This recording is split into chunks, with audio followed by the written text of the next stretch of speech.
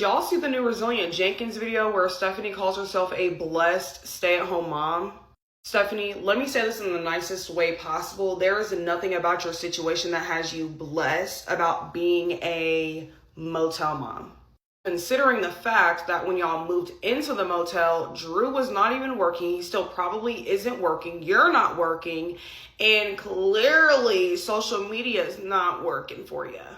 Also, there has been so many people in my comments saying that in the shepherd's pie video, they hear a cat meowing. Now, I did go listen to said video. I did not hear a cat meowing. I'm not hearing what y'all are hearing. I really don't hear it, so I don't know where this is coming from. And I do know kids play around all the time and make animal noises. My kids do the shit all the time. Let's hope Stephanie does not have a cat in that dang motel room. A stay-at-home mom makes sacrifices for herself, and you have made zero, girl.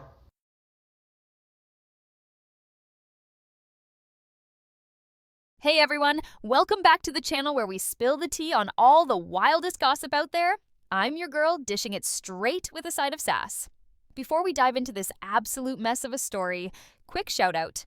Drop in the comments where you're watching from right now, what's the time in your country, and if you haven't already, smash that like button, hit subscribe, and turn on those notifications so you never miss a beat. All right, let's get into it.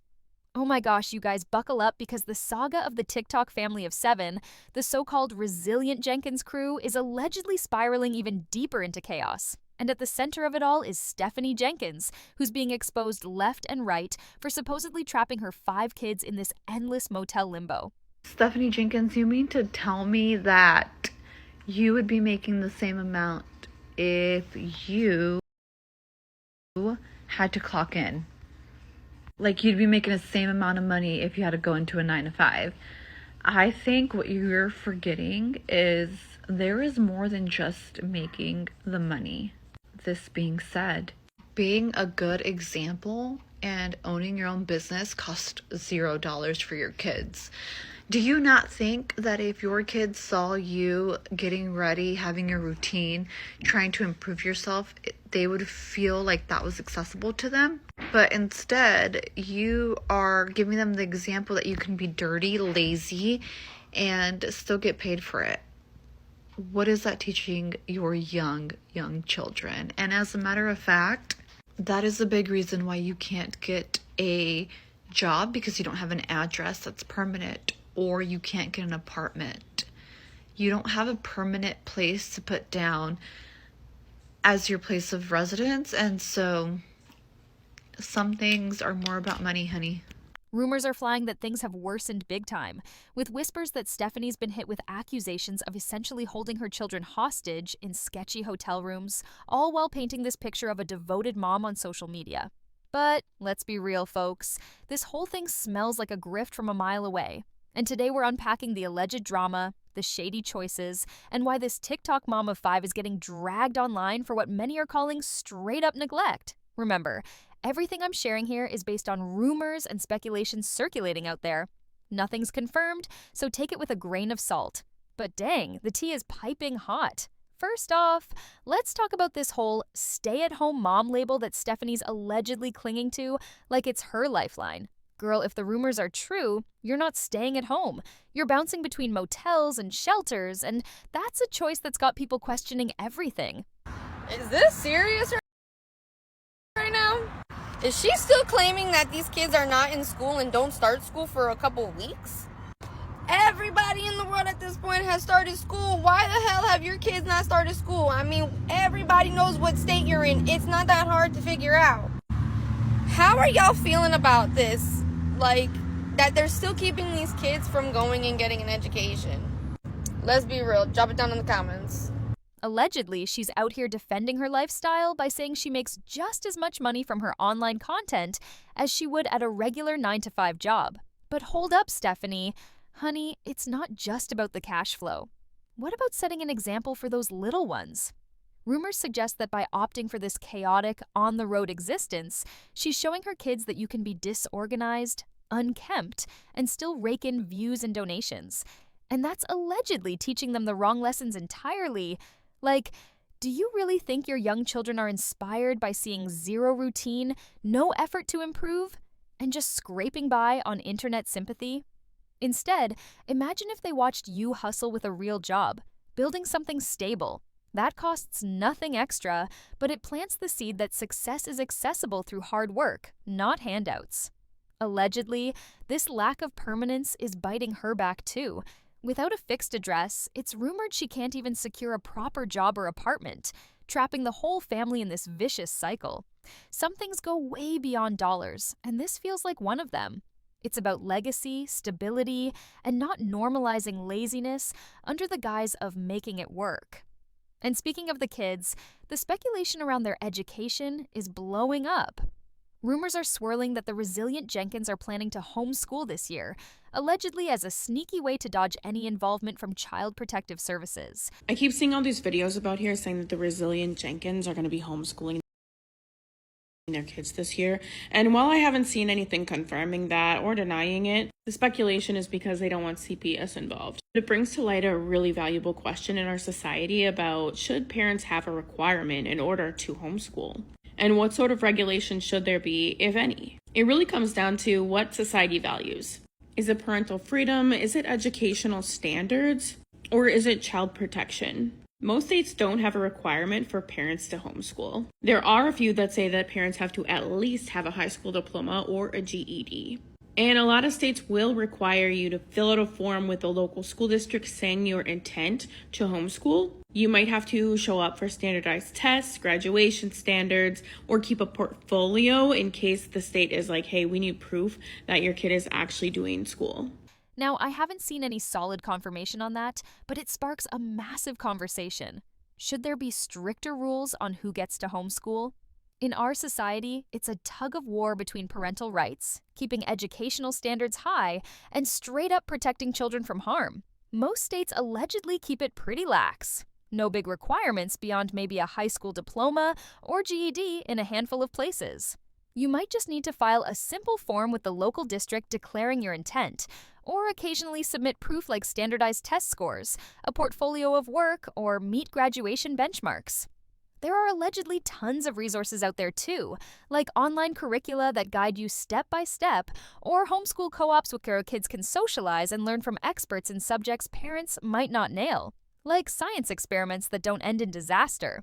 Heck, who hasn't had that meltdown over math homework with a parent who's not even the full-time teacher?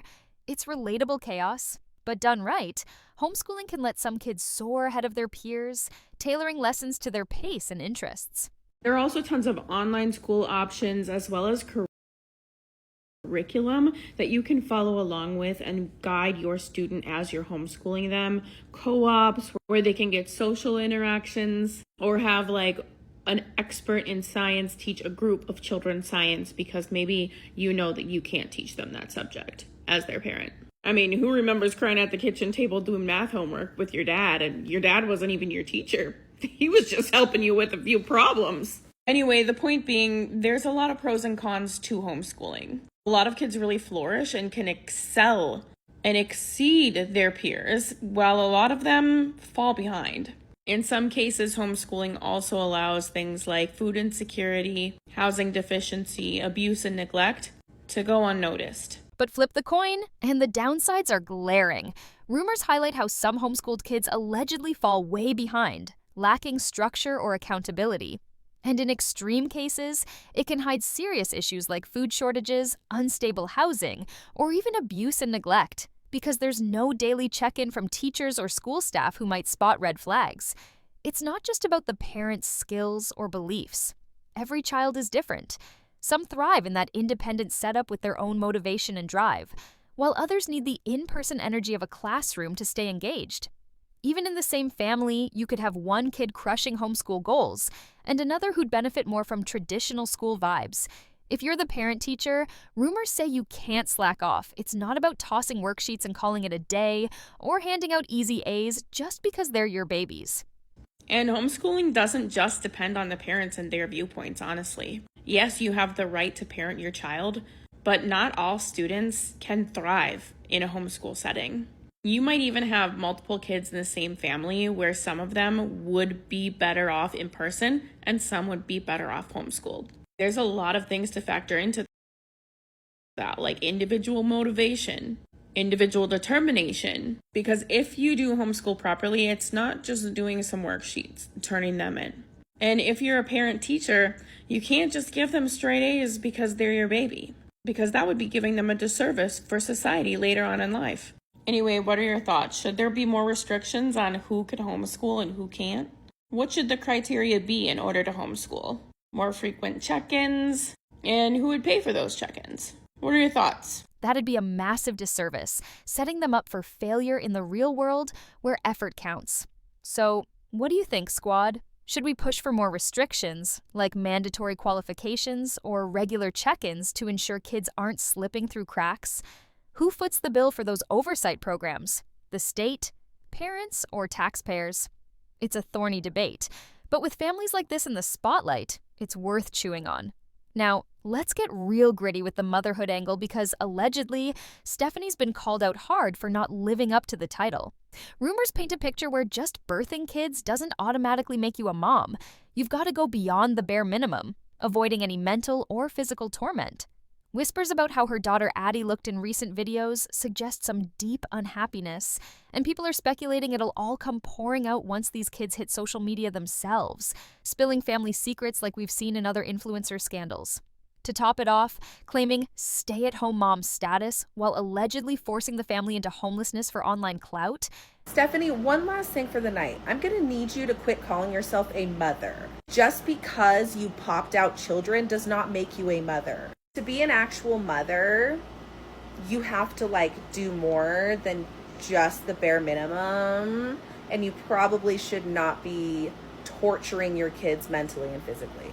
I mean, the way Addie looked in your last video, just wait till she gets a hold of social media. It's going to be like when Ash Trevino's kids did. I can't wait for the tea. But then to go a step further and to try to call yourself a stay-at-home,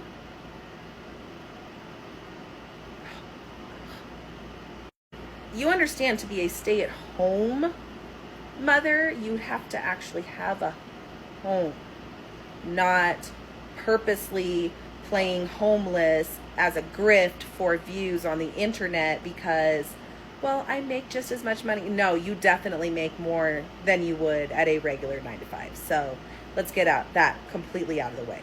You're choosing this life. And the 5 reasons that you stay at home and don't need to listen to get a job, you quite literally have 5 reasons to get a fucking job. It's the people that you call your kids. That's next level audacity. Rumors say she's purposely playing the victim card for views, insisting she earns as much this way as a job would pay.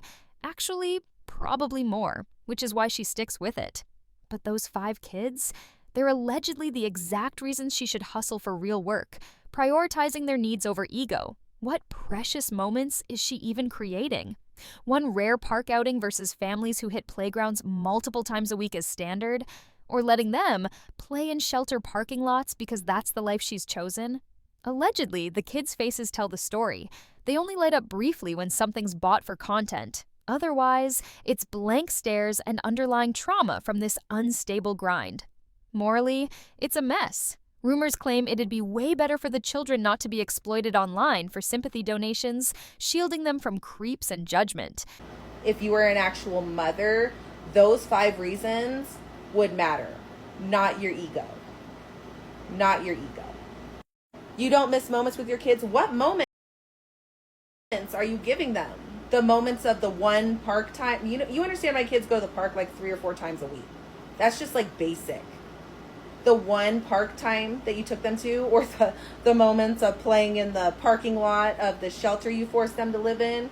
Because again, we see your kids' faces. Not one of them truly look happy unless you're buying something to have in their hands for a few minutes so that you can make some content. Those kids are clearly starving for real moments and memories. And the only thing that you are giving them moments-wise are traumatic moments. Then you're saying that you make just as much money grifting off of pretend homelessness and using your kids for PDF files on the internet. You make just as much money doing that as you would getting a job? Well, one, it would be in terms of morality's sake. Instead, this alleged grift keeps the cash flowing, funding freebies for her partner Drew Jenkins, who's rumored to stick around only because of the perks. Otherwise, he'd bail like he allegedly did with previous baby mamas. And get this, she's hinted at maybe returning to work in memory care one day because she misses it. Please, for everyone's sake, no. Allegedly, if she can't handle the legal basics for her own family, she shouldn't be near vulnerable people needing professional care. Stick to something entry-level, like housekeeping gigs or prepping veggies as a line cook, but nothing involving actual food handling or caregiving until basics are sorted. It's mind-blowing contradictions, like splurging on a ring light for videos, but skimping on a high chair for the toddler, or allegedly buying fancy diffusers and dryers for her white daughter's hair while shaving off the curls on her mixed and black sons, refusing to maintain them. It's this weird mix of fetishizing the family image online while neglecting real needs, wild, hypocritical stuff that's got the internet in an uproar. It would be more beneficial for your children to not be plastered on the internet and victimized for a grift. But two, you definitely don't make any more money working than you would this. And that's why you stayed with this. Because you know you make more money using your kids and being a bad mother than you would actually getting a job. And that kills you, because then you can't give Daddy Drew all the free shit that he's getting from you. You would actually have to do better, or he'd leave your ass too, the same way he's not with baby mama number 1 and 2. Also, you mentioned that maybe at one point you might go back to work because you miss working in memory care. Please, for the love of God, don't ever go into any job that takes care of other people, because you don't even take care of the people you're required to legally. Plenty of moms out there allegedly dream of staying home full-time with their little ones. And there's zero shade if that's your vibe and you can swing it. But if the rumors hold, Stephanie, when you're scraping by in motels and social media isn't covering the bills reliably, that's not sustainable. Sometimes life deals you cards where work is non-negotiable to provide basics like a roof that's not temporary. Parents everywhere juggle jobs to keep things afloat, and if the online hustle isn't cutting it, then yeah, hitting the job market might be the move. Are you cool with motel life forever? Allegedly not ideal for raising a crew of 7, and it raises eyebrows about priorities. This whole case worsening just amplifies the exposure. Stephanie's allegedly been trapped in her own web, using the kids as props while the family dynamic crumbles under scrutiny. You should not be taking care of people who need it, as far as from a medical standpoint or anything else outside your home. You've got enough to deal with. You need to be working a job, doing like housekeeping, being like a line cook where you just cut veggies all day but you never actually touch the food, because definitely please do not do that. Like cutting it is, as far as you is, that's your level right now, is learning to cut it. That it's going to take a couple years to actually like be able to do anything more than that. And again, it's just wild to have a ring light but not a high chair for your child.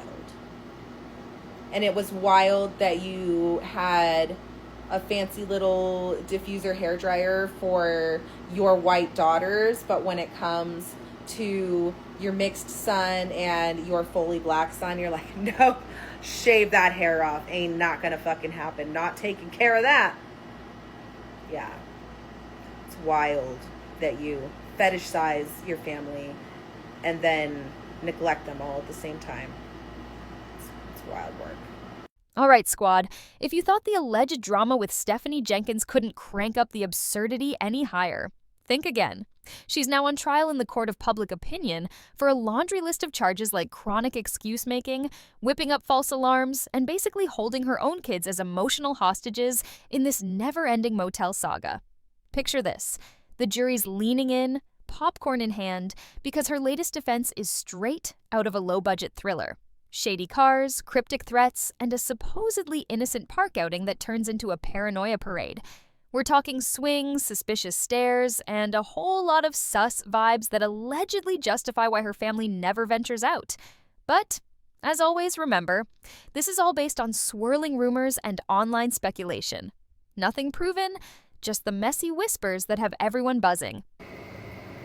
I have a theory on the resilient Jenkins, and I'm like enthralled by this family. So anyways, if you're not, carry on. But so my theory is that she makes all the money, but Drew controls all the money. That's why he's always the one out and about. He has all his things, and she's stuck inside. She's gotten like more insecure over the years, doesn't take care of herself, and he probably like just gives her like the very minimal. He goes out, gets the groceries, he does, because he controls everything and all the money, and she's so lost, so insecure, so stuck, and just like controlled. And that's my theory, because how else has she not made a move? For anyone jumping in mid-trial, Stephanie's the TikTok figure who's allegedly turned her family's prolonged motel stint into content gold, framing it as a short-term snag due to money woes and bigger system roadblocks. Yet, whispers say months have dragged on with zero change, making temporary sound like a permanent vibe. At the heart of the alleged mess, her kids are reportedly still cooped up there, skipping out on regular classrooms, ditching any big outings, and missing that rock-solid routine every child craves. She's allegedly trashed traditional schooling, poo-pooed the need for peer hangouts, and limited fresh air escapes to rare emergencies that fizzle fast. And now, enter her newest plot twist, a so-called stalking scare that's got skeptics rolling their eyes. Exhibit A in this rumored courtroom? That infamous park incident where Stephanie finally hauled the kids out for some sunshine, a move that's allegedly way overdue and should have been a no-brainer breather from those stuffy motel walls. Imagine it. Playground giggles, open skies, a shot at normalcy to shake off the cabin fever. I feel so fucking bad for Stephanie's kids. I know what it feels like to be them. I know what it's like. I do. I really fucking do. They've gone nowhere all summer. They're gonna go back to school if they're fucking allowed.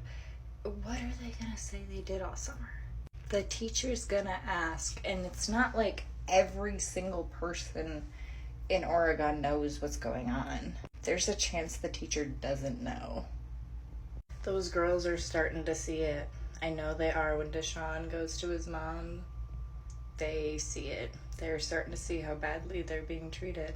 They look exhausted as hell and depressed. I've never seen children look depressed. But nope. Rumors claim it unraveled quicker than a bad blind date. She alleges a fleet of unfamiliar cars started rolling in, drivers lingering like extras in a spy flick. Some with phones up, others just eyeballing the scene. She zeroed in on one Mercedes, filming it as proof of the creep factor, posting it online to back her tale. But here's the alleged kicker. The clip shows zilch, just a parked car, no plates in view, no one stepping out, no chit-chat, no drama unfolding, no cops called, no follow-up fuss, just a quiet vehicle in a public spot. Still, Stephanie's spinning this as ironclad evidence of being tailed, insisting it's why she keeps everyone locked down indoors. Phones aimed their way. Weird energy. Before. I have never seen a 10-year-old child look depressed. Ever. Let alone, what is the other one, 8? Stephanie, you have to fucking get it together. I ain't showing pictures of the girls because I don't believe in actually even just keeping photos of other people's kids.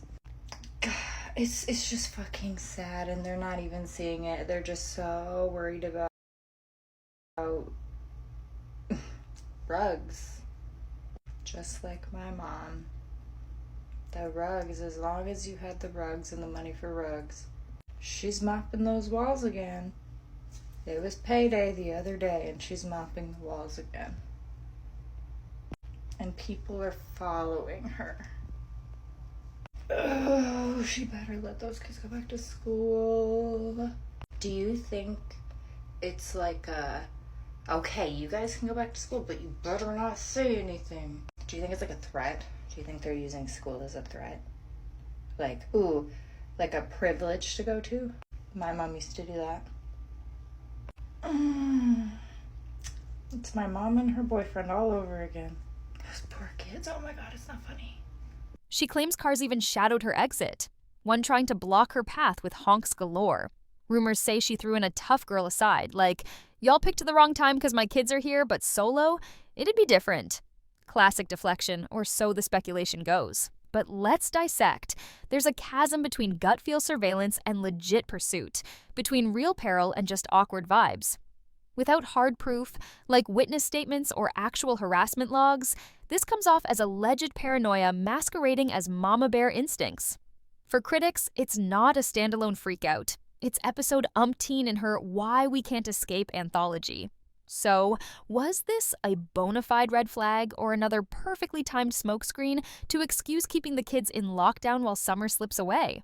For the Resilient Jenkins mom, I made you a list of 6 things that you can immediately do to improve your living situation right now. The first of which is to get a different car. You keep leaving kids behind because your car isn't big enough to fit them all, so trade it in and get something that's cheaper, reliable, and more importantly, bigger. For 2, you guys need to increase your income. I know Drew doesn't want to work and he has DoorDash and you've got TikTok, who knows where that money's going. But clearly it's not enough, so one of you guys needs to go get a W-2 job or a call center job or something. Increase that income. 3, you need to find a better place to live. You've turned down living in a house for I don't know why it wasn't up to your standards. And now you're saying it's because your eviction status that you can't get somewhere else. So go on Facebook Marketplace, go on Craigslist, find a private landlord. It might not be easy, but it's doable. Which brings me to number 4. If you have enough energy and time to be mopping your walls all the time, you can put some more effort into yours and your kids' personal hygiene. Number 5, you need to sell off some of your stuff. You don't need a giant mountain of clothes. You don't need a deep fryer. He doesn't need a PS5. Downsize to the bare minimum. Then take what you make off of that and go buy yourself a high chair from the thrift store. And a little portable washer to help you save costs from the laundromat, because I know you guys are spending so much money there. Which brings me to my last point. Stop buying name brand stuff. Sorry, you're broke. You're homeless. You don't have expensive cheese money.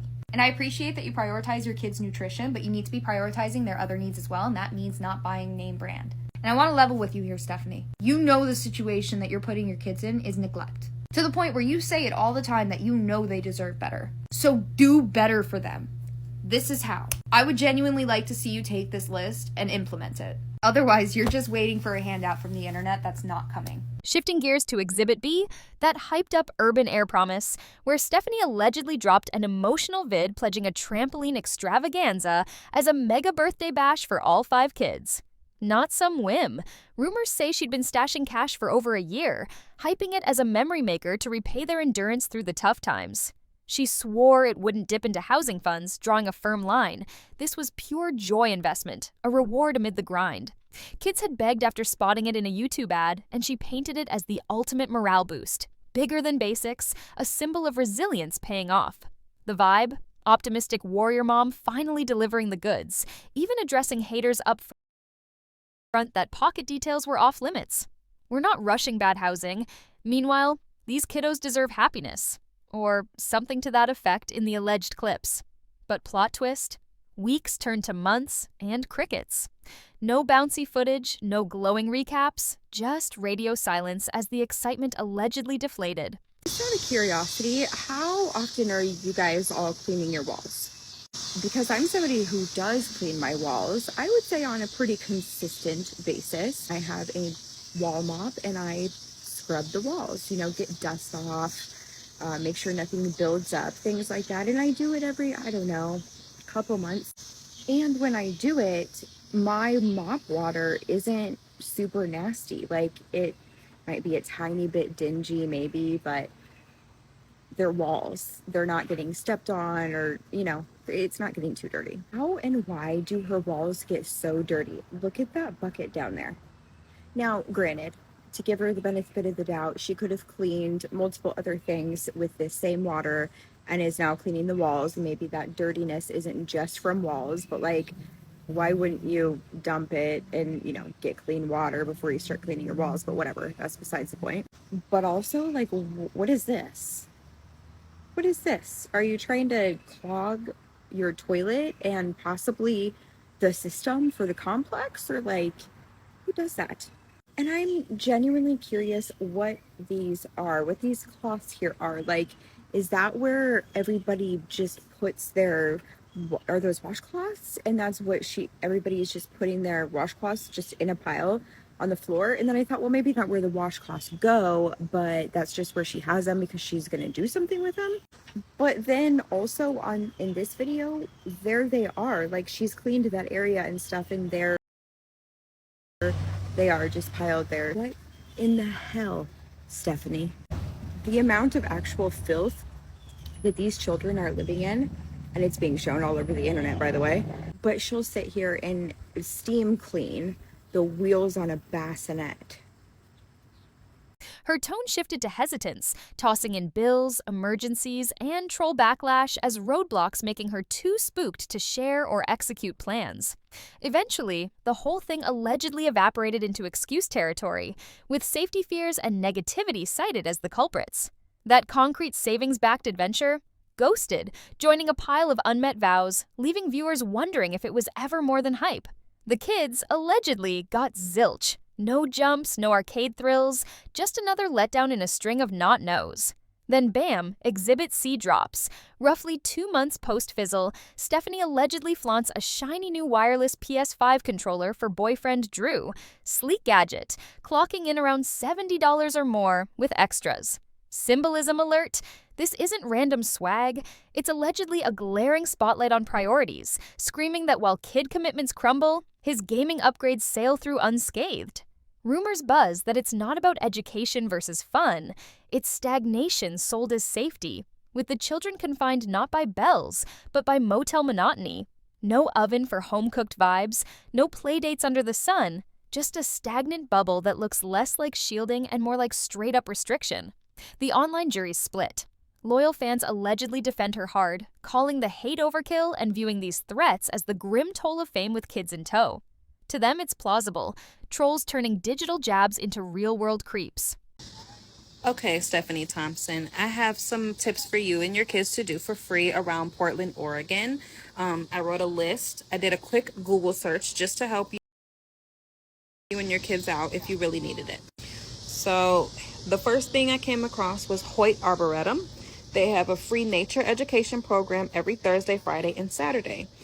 Some of those free programs are tree time, which they take the toddlers to walk around the park. And then they have a pop-up nature walk for all ages. A forest preserve or a forest park trail. Washington Park, which has a free shuttle that you can go around in the park in that shuttle. And they have a Portland Japanese garden, which looked nice and pretty according to Google Photos, since your kids like to be outdoors. Witch's Castle, it's a historical landmark. But skeptics? They're amplifying the alleged pattern. Kid-focused pledges always hit dramatic snags. Crises, dangers, delays, while Drew's perks face zero hurdles. No budget walls for his controller, no phantom stalkers derailing his downtime. It's this lopsided dynamic that's fueling whispers of well-orchestrated dodges, shielding her from heat while sympathy rolls in. More heartbreaking? The rumored toll on the little ones. Not just skipped fun, but an atmosphere allegedly laced with manipulation veiled as victimhood, where mom's distress eclipses their needs. Dig deeper, and inconsistencies allegedly pile up. One breath, she's flush for fun trips. Next, broke on basics. Housing savings sacred, then sacrificed. Content pitched as memory gold, but delivering isolation silver. Those also look really nice in the photos. Very colorful, nice for children. Could just walk around with the kids, burn some energy. The kids will be sleepy by the time you get home, and you didn't spend any money besides probably gas. International Rose Test Garden. The beach is a good one while it's still warm. Any parks or playgrounds. The library, which you took your kids to once, but you can take them again. Malls are also free to get in. Now you guys can just window shop, walk around the mall, get some exercise. They can make all the noise that they want to, running up and down the hallways if they want to, burn that energy off, and just go kind of looking and seeing what your money could potentially be buying, but you're not. The Grotto Gardens. Now, there is a fee there, but the lower level is free during the day. They also have farmers markets. They also have movies in the park, but I would take them to movies in the park sooner than later because it's almost over, seeing as summer is almost over. So this is just a list of a few things that a quick Google search has done for me. You can do the same thing if you really care about your children.